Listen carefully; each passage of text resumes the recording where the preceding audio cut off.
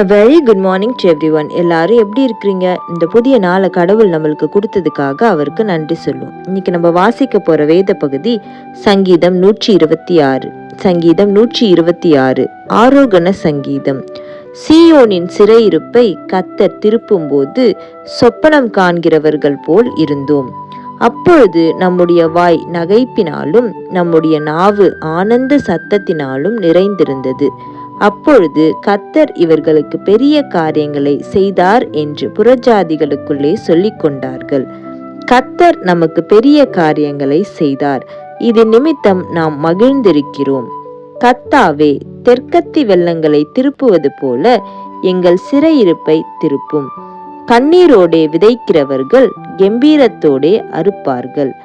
அள்ளி தூவும் விதையை சுமக்கிறவன் அழுது கொண்டு போகிறான், ஆனாலும் தான் அறுத்த அரிகளை சுமந்து கொண்டு கம்பீரத்தோடே திரும்பி வருவான்.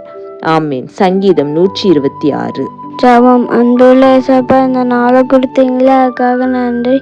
இன்னைக்கு நாங்கள் வீட்டில் இருப்போம், எங்களோட இருங்க ஏசப்பா. நிறைய பேருக்கு ஜுரம் காய்ச்சல்ட்டு இருக்குது, அவங்களுக்கெல்லாம் அதெல்லாம் சரியாக்குங்க ஏசப்பா. நிறைய பேருக்கு தனியாக இருக்கிறாங்க, அவங்களோடையும் இருங்க ஏசப்பா. வீடே இல்லாத இருக்கிறவங்களுக்கு வீடு தாங்க ஏசப்பா.